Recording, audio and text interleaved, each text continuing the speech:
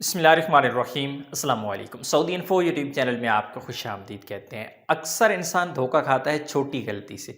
बड़ी गलती तो हर किसी को पता है और बंदा करता भी नहीं है। छोटी गलतियां बंदा करता रहता है, यही सोच के किसी को किसी ने पूछना नहीं है, और फिर जब नुकसान उठा लेता है फिर सोचता है यार क्या गलती ही नहीं थी। तो छोटी सी गलतियां दो आपके साथ शेयर कर रहा हूँ। रमज़ानुल मुबारक में अक्सर लोग ये गलती करेंगे और इससे पहले भी लोग करते आ रहे हैं, तो मैं ये चाहता हूँ कि आप ऐसी गलती ना करें, कहीं ऐसा ना हो कि आपको भी इतना बड़ा जुर्माना हो जाए।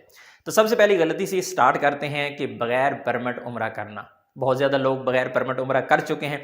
जो लोग इस वक्त वीडियो देख रहे हैं, आप में से भी कई अफराद इससे पहले कई बार उम्रे कर चुके होंगे बग़ैर परमिट के, लेकिन अभी सख्ती कर दी गई है। सख्ती क्यों की है? रमज़ानुल मुबारक की वजह से।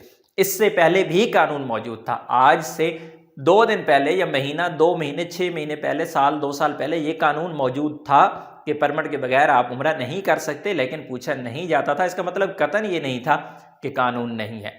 कई लोग पकड़े जा चुके हैं। पिछले चंद हफ्तों पहले भी मैं आप लोगों के साथ एक तफसील शेयर कर चुका हूँ कि एक बंदा पकड़ा गया जिसको 10,000 रियाल का जुर्माना हुआ है, सिर्फ इस वजह से कि उसके पास नुस्क ऐप पे परमिट मौजूद नहीं था और बगैर परमिट के वो उम्रा के लिए आ गया था। तो अभी एक इजलास हुआ है उम्रा के हवाले से, रमज़ानुल मुबारक के हवाले से, जिसमें तमाम इदारों के सरबराहान मौजूद थे और जिसमें सिक्योरिटी के हवाले से मोहम्मद अल बसामी, डायरेक्टर पब्लिक सिक्योरिटी हैं, वो मौजूद थे। उनकी जानिब से कहा गया है कि तमाम लोग जो उम्रा के लिए आएँ, चाहे वो सऊदी हों या गैर मुल्की हों, तो वो नुस्क ऐप पे पहले परमिट लेके आएँ, अदरवाइज़ उम्रा की इजाज़त नहीं दी जाएगी।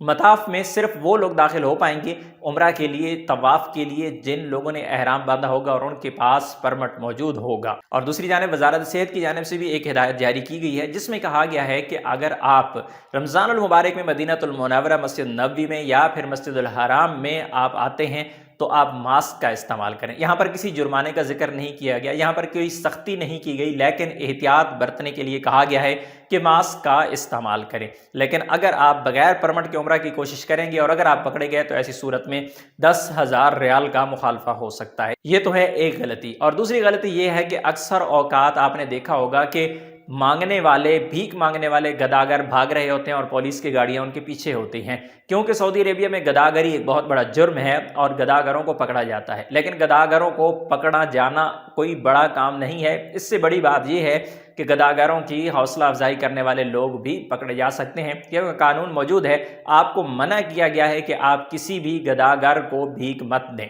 तो चूंकि रमज़ानुल मुबारक में सदक़ात व खैरात का रुझान बढ़ जाता है, मांगने वाले भी ज़्यादा आ जाते हैं और देने वालों की तादाद भी ज़्यादा हो जाती है, तो आपने इस चीज़ की भी बहुत ज़्यादा एहतियात बरतनी है कि आपने किसी पेशेवर गदागार को कुछ नहीं देना, अदरवाइज़ ये आपके गले भी पड़ सकता है।